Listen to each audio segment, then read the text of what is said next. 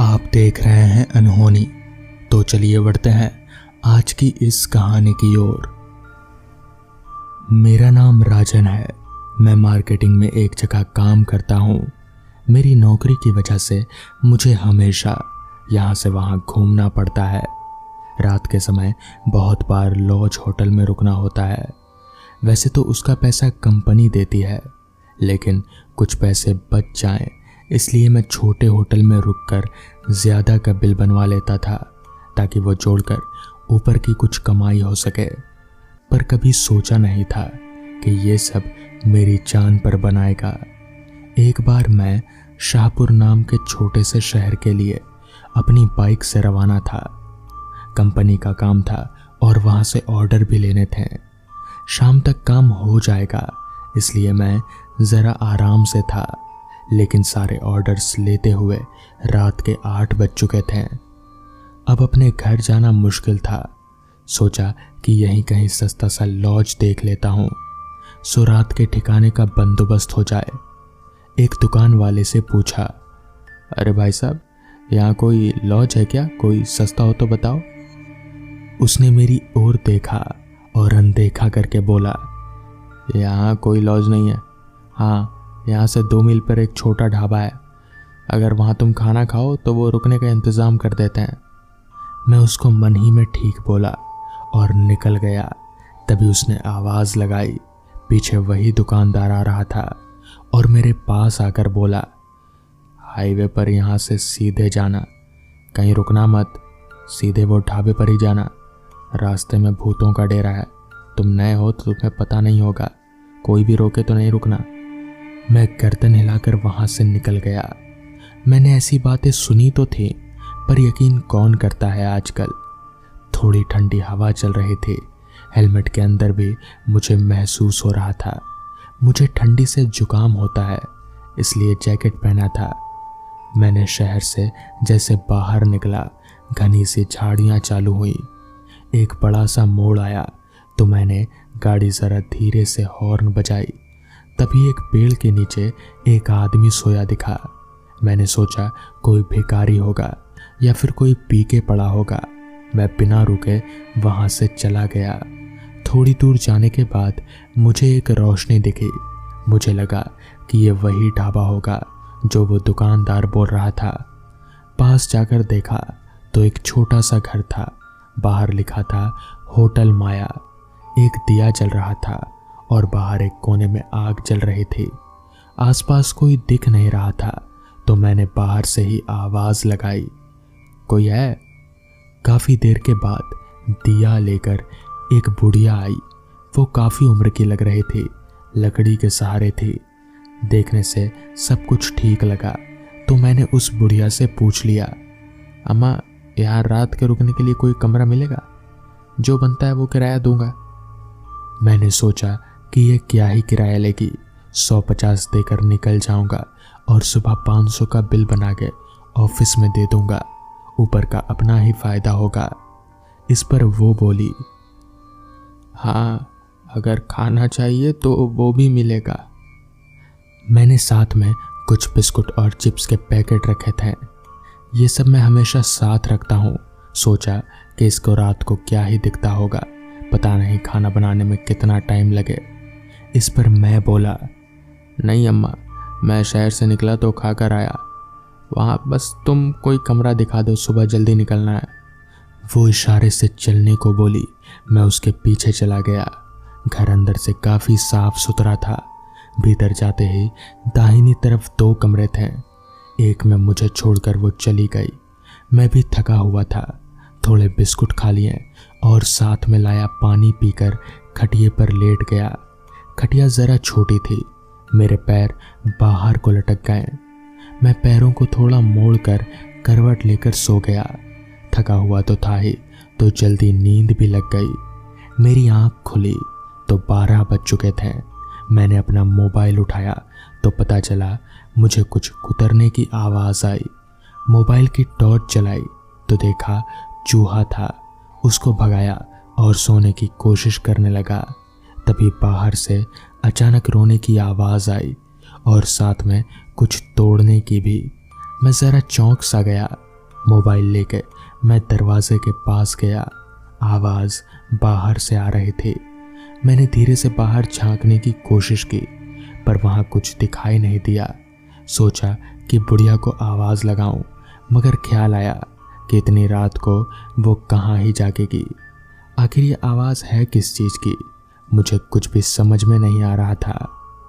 हिम्मत करके मैंने धीरे से दरवाज़ा खोला। डर तो मैं तब भी गया था, एक तो अंधेरा था और ऊपर से वहाँ बिजली नहीं थी। रात को अचानक ऐसे आवाज़ आएगी तो डर तो लगेगा ही। मैंने मोबाइल का टॉर्च ऊपर करके बाहर निकाला। आवाज़ बाजू के कमरे से आ रही थी। मैंने अंदर झांकने की कोशिश की, पर कुछ देख नहीं पाया। मुझे पहले लगा कि मेरे जैसा कोई मुसाफिर होगा जो रात के लिए रुका होगा और अपनी बीवी से लड़ रहा होगा, क्योंकि रोने की आवाज़ औरत की थी। मैंने दरवाज़ा खटखटाया तो एक झटके से दरवाज़ा खुल गया। मेरी धड़कनें एकदम से तेज हो गईं। अंदर पूरा अंधेरा था। कमरे में एक दिया जल रहा था। उसकी रोशनी में वो बुढ़िया बैठी थी। वो बुढ़िया जो थोड़ी देर पहले तक सामान्य लग रही थी, वो अब बहुत ही भयानक दिख रही थी। वो मेरी ही तरफ अपनी लाल आंखों से देखे जा रहे थे। मैंने जैसे मोबाइल का टॉर्च पूरे कमरे में घुमाया तो मैं चकरा गया। एक आदमी सफ़ेद कपड़े पहनकर था। पूरे कपड़ों पर खून रंगे हुए थे और वो लकड़ी के लट्ठे पर कुछ काट रहा था। वो जो आवाज़ आ रही थी वो काटने की, वो यहीं से थी। ये वही आदमी था जो शायद मुझे रास्ते पर पड़ा दिखा था। वो किसी औरत को काट रहा था और वो ही दर्द से रो रही थी। मेरा दिमाग एकदम से सुन्न हो गया। मैं पसीने से तर हो गया था। मैं भागना चाहता था लेकिन हिल नहीं पा रहा था। मैं चक्कर खाकर गिर गया, लेकिन नीचे गिरते ही खुद को संभाला। नीचे खून में गिरा था मैं। मेरे गिरते ही मेरे ऊपर चिपचिपे से कीड़े रेंगने लगे। उस बुढ़िया के ऊपर भी कीड़े चढ़े हुए थे। हर तरफ सड़ने की बू आ रही थी। बुढ़िया अचानक से खूंखार हो गई। वो हथियार लिए मेरी तरफ बढ़ने लगी। मैं तड़प रहा था। वो जैसे ही मेरे करीब आई, मैंने दरवाजे को उसके मुंह पर दे मारा। वो नीचे गिर गई। मैंने पूरी ताकत लगाकर खुद को खड़ा किया और भगवान का नाम लेकर जैसे भागा मानो ओलंपिक की रेस हो। मैं चिल्ला रहा था। बुढ़िया और वो आदमी मेरे पीछे दौड़ रहे थे। मैं रास्ते पर आ चुका था। वैसे ही नंगे पैर जान बचाकर भागा, पता नहीं कहाँ, लेकिन जहाँ रास्ता दिखे वहाँ। कुछ देर दौड़ने के बाद मैं थक गया और अब भागना मुश्किल था। थोड़ी दूरी पर फिर से एक रोशनी दिखी, लेकिन इस बार वो ढाबा था। मैं जान मुट्ठी में लेकर भागा। जैसे ही वहाँ पहुँचा, जोर से चिल्लाने लगा। वहाँ काम करने वाले लोग उठकर आ गए और मैं बच गया। उन्होंने मुझे पानी पिलाया। तब मेरी जान में जान आई। सारी हकीकत बताने पर एक आदमी बोला, तेरी तकदीर में ज़िंदगी लिखी है, इसलिए तू बच गया। ये सालों से चलता आया है। वहाँ जो भी फंसा कभी वापस नहीं आया। वो होटल सबको नहीं दिखता, श्रापित होटल है वो, लेकिन जिसको दिखता है वो वहाँ फंसता ही है और उन खूनी पिशाचों का शिकार हो जाता है। शायद भगवान ने तुझे ज़िंदगी दी है। उस रात मैं उसी होटल में रुका और फिर सुबह होने के बाद ही वहाँ से निकला। तो दोस्तों, ये थी आज की कहानियाँ। सर्दियों की शुरुआत हो चुकी थी। दिन और रात में ठंडक में काफ़ी अंतर होने लगा था। सुबह के समय जब आलोक अपनी टैक्सी लेकर घर से निकला था, तब ठंड इतनी ज़्यादा नहीं लग रही थी जितनी अभी। और हो भी क्यों ना, समय भी तो आधी रात से काफ़ी ज़्यादा का हो चुका था। आखिरी फ्लाइट यानी कि रात 12 बजे आधी रात का हवाई जहाज़ में जाने के बाद भी हवाई अड्डे से वापस निकला था। ये तो उसका तकरीबन रोज़ का काम था। जिस दिन कोई सवारी मिलती तो काफ़ी पैसे मिल जाते हैं, वरना दिन भर की कमाई से ही गुजारा कर लेता।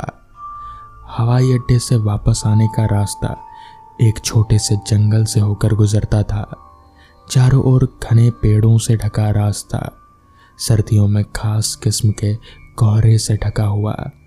बाहर की ठंडी हवा से बचने के लिए सारे कांच बंद कर वो गाड़ी चला रहा था। एकाएक उसने सड़क पर दूर एक महिला को पैदल चलकर जाते देखा। रात का समय था। अकेली महिला। पहले सोचकर डर गया, पर फिर सोचा हो सकता है किसी परेशानी में पड़ गई हो, पूछ लेना चाहिए। शायद घर के रास्ते में ही कहीं जाना हो तो उतार कर वो जा सकता है। उसने गाड़ी पास ले जाकर शीशा नीचे कर पूछा, आप कहाँ जाना चाहती हैं, छोड़ दूँ आपको? वो रुकी और उसकी ओर देखा, फिर बोली, लाल बाजार। आलोक के घर का रास्ता तो लाल बाजार से होकर ही जाता था। सो उसने कहा कि बैठ जाइए, मैं छोड़ दूंगा। थोड़ी देर बाद वो लाल बाजार पहुंच गए। वो महिला एक मकान के सामने टैक्सी रोककर उतर गई और किराए के लिए 500 रुपये का नोट दे दिया। जब तक आलोक खुले लेकर जेब से गिनकर निकालता, वो सामने के मकान में घुस जाती है। इतनी रात को किसी के घर की घंटी बजाना आलोक को पसंद नहीं आता। वो सोचता है कल सुबह हवाई अड्डे जाते हुए खुले देता जाऊंगा। अगले दिन सुबह जब वो घर आ जाता है तो दरवाज़ा एक आदमी खोलता है। चेहरा बहुत पहचाना सा लगता है, पर वो पहचान नहीं पाता। आलोक पिछली रात की बात बताकर महिला से मिलना चाहता है, पर वो आदमी उसे बेहद ही अजीब सी दुविधा में डाल देता है। वो बोलता है कि इस मकान में कोई महिला नहीं रहती। आलोक परेशान हो जाता है, बहुत सोचने की कोशिश करता है कि कहीं तो इस आदमी को देखा था। हवाई अड्डे पर खड़े खड़े आलोक सिर्फ उस आदमी के बारे में ही सोचता है। सारे दिन सवारियों को लाने ले जाने में व्यस्त रहने के बाद फिर वो अपनी रोज की आखिरी सवारी के लिए हवाई अड्डे पर पहुंचता है। आज भी कोई सवारी नहीं मिलती और वो अपने घर के लिए जब निकल रहा होता है तो ठीक रात के 12 बज रहे होते हैं। उसे फिर वही महिला चलती हुई मिलती है। वो अब उसके पास अपनी टैक्सी रोकता है तो महिला उसे बिना देखे, बिना कोई बात किए बैठ जाती है। आज बिना पूछे आलोक उसके घर के सामने रुकता है। उसके पिछली रात के पैसे देने से पहले ही वो उस मकान में घुस जाती है। आज आलोक घर का बेल बजाता है और वही सुबह वाला आदमी निकलता है। यहाँ कोई महिला नहीं रहती, सुनाई नहीं देता तुम्हें? इस पर आलोक कहता है, सर मैं पिछले 2 दिनों से उस औरत को जंगल के पास से लाकर यहीं लाता हूँ। वो तो यहीं आती है और आप कह रहे हैं कि यहाँ पर कोई नहीं रहता। ठीक उसी समय आलोक की नज़र उस तस्वीर पर जाती है जो फ्रेम की हुई दीवार पर टंगी थी। वो बोलता है, इसी महिला को तो मैं लेकर आता हूँ सर, और आप कह रहे हैं कि यह यहाँ नहीं रहती। ये सुनते ही वो आदमी बताता है, इसे मरे हुए 15 दिन हो चुके हैं। तुम क्या बता सकते हो, इसे कहाँ से लाते हो? आलोक उसे लेकर चल देता है। उस जगह पर पहुंचते ही जब वो टैक्सी रोकता है तो उसे एकदम से याद आता है, इस आदमी को भी तकरीबन 15 दिनों पहले इसी जगह पर लेकर गया था। आलोक उसे याद दिलाता है जो उसे याद आया था। उससे पहले वो आदमी गाड़ी से उतरकर जेब से पिस्तौल निकाल उस पर तान कर खड़ा हो जाता है। उसका चेहरा बेहद डरावना हो जाता है और वो आलोक से कहता है, मैंने खुद अपनी पत्नी को मारा था। उस दिन शायद तूने देख लिया था, इसलिए मुझे ब्लैकमेल कर रहा है। रोज आकर रात को डराने की कोशिश करता है। वो गोली चला पाता। ठीक उसी समय फिजा में एक महिला की हंसी उभरती है और वही महिला उस आदमी और आलोक के बीच में जैसे हवा से अचानक प्रकट होती है और उसे देखते ही वो आदमी गोलियां चला देता है जो बिना किसी को आहत किए हवा में उड़ जाती है। ये देख बिना कोई बात किए आलोक अपनी गाड़ी तेजी से घुमाकर वहां से भाग निकलता है। अगले दिन सुबह जब पेपर देखता है तो खबर छपी होती है, एक कार व्यापारी ने हवाई अड्डे की सड़क पर अपनी पत्नी की हत्या कर खुदकुशी कर ली। तो दोस्तों, ये थी आज की कहानी। ठंड का मौसम किसी को अच्छा लगता है तो किसी को खराब, मगर ठंड में दोस्तों के साथ आग जलाकर तापने में सबको मजा आता है। उस रात भी हम 3 दोस्त, मैं, आकाश और विशाल, हम तीनों गांव के इकलौते मैदान में बैठकर गर्मा गर्म आग का मजा ले रहे थे। तभी विशाल बोला, भाई तुम लोगों को पता है हमारे गांव में जो बांस बगान है वो भूतिया है? तो मैंने बोला, वो बांस बगान? पागल वागल है क्या? ऐसा कुछ नहीं है। इस पर आकाश बोला, नहीं भाई, वहाँ भूत है। मेरे पापा ने भी देखा था एक बार, सफेद साड़ी वाली किसी औरत को। तो मैंने कहा, तू भी विशाल की तरह डरपोक निकला? अरे तेरे पापा को जरूर कोई वहम हुआ होगा। तो विशाल मुझसे बोला, देख भाई, तू विश्वास कर या मत कर, पर हम इन सारी चीजों पर पूरा विश्वास करते हैं। इस पर मैंने बोला, ठीक है फिर, मैं चला अपने घर। और इतना बोलकर मैं वहां से उठा और अपने घर की ओर निकल पड़ा। रास्ता जितना सुनसान था उतना ही कोहरे से ढका हुआ। कोहरा इतना घना था कि मेरी टॉर्च की लाइट भी सही से रास्ता दिखाने में नाकाम साबित हो रही थी।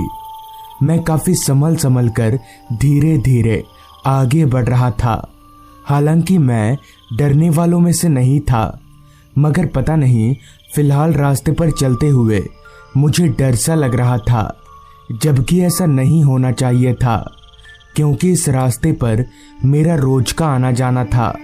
तभी मैंने अपने डर को काबू में करते हुए कहा, नहीं नहीं, मैं बेकार में ही डर रहा हूँ, ये सब भूत वूत कुछ नहीं होता।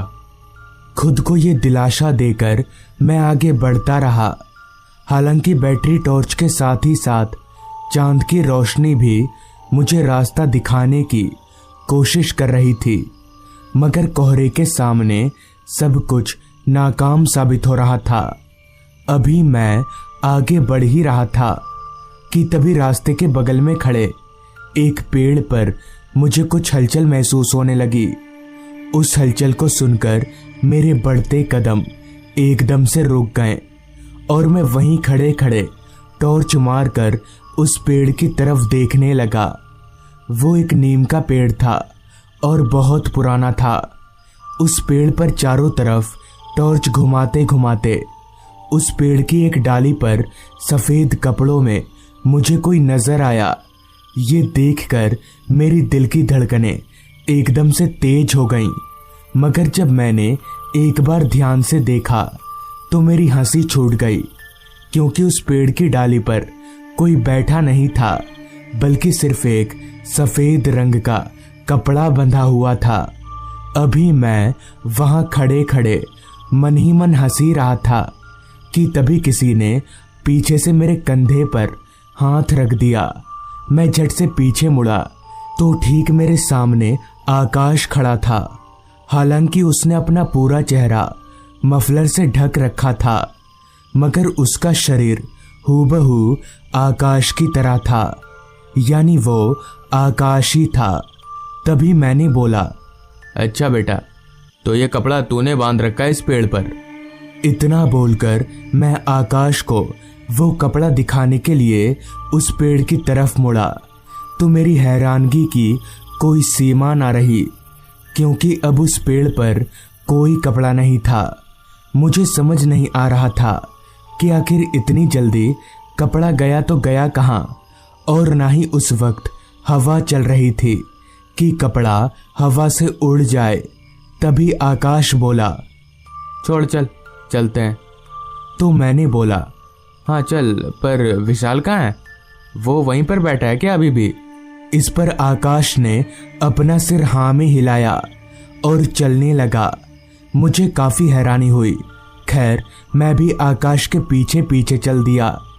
अब रात काफी हो चुकी थी। घड़ी बता रही थी रात के 9:45 बज चुके हैं।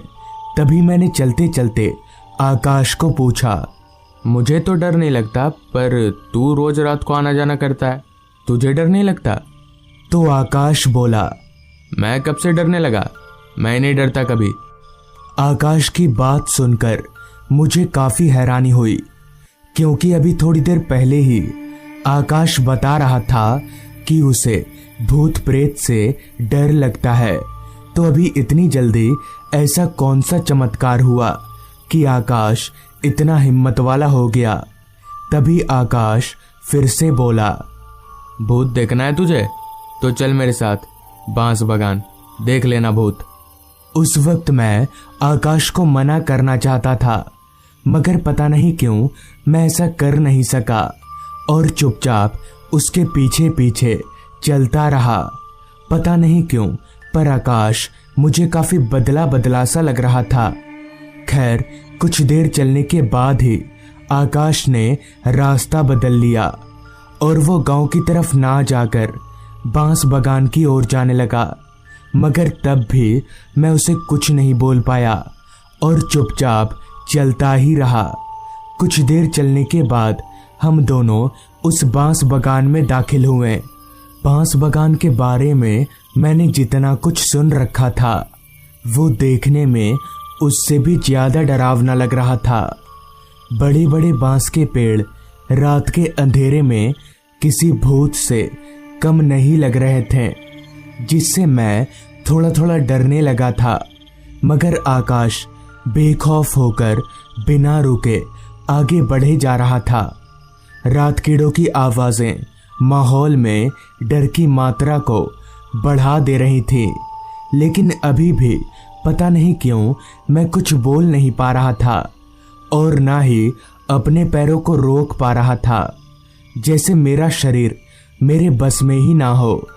तभी चलते चलते मुझे जो दिखा वो देखकर मेरा पूरा शरीर हिल गया। मैंने देखा कि बांस के एक पेड़ पर कोई आदमी उल्टा लटका हुआ है और घूर घूर कर मुझे ही देख रहा है। उस आदमी का चेहरा इतना डरावना था कि मैं उसे लफ्जों में बयान नहीं कर सकता। उस आदमी की आंखें ही नहीं थी।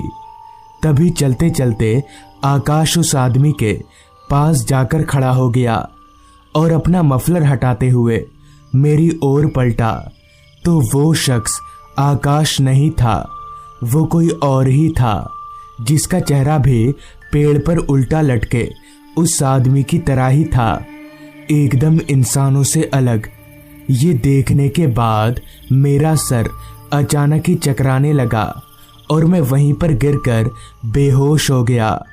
अगली सुबह मेरी आंख खुली तो मैं वहीं पर पड़ा था। तो इस तरह से उस रात मेरी जान बच गई। पर उन भूतों ने मुझे कुछ क्यों नहीं किया, ये आज तक मैं समझ नहीं पाया। शायद इसलिए क्योंकि वो सिर्फ मुझे दिखाना चाहते थे कि इस दुनिया में उनका भी अस्तित्व है या कुछ और। तो दोस्तों, ये थी आज की कहानी। अगर आपको ये कहानी अच्छी लगी हो तो चैनल को जरूर सब्सक्राइब कर लें। तो मैं आपका दोस्त आर्यन जल्द ही मिलूंगा आपसे ऐसी ही एक कहानी के साथ।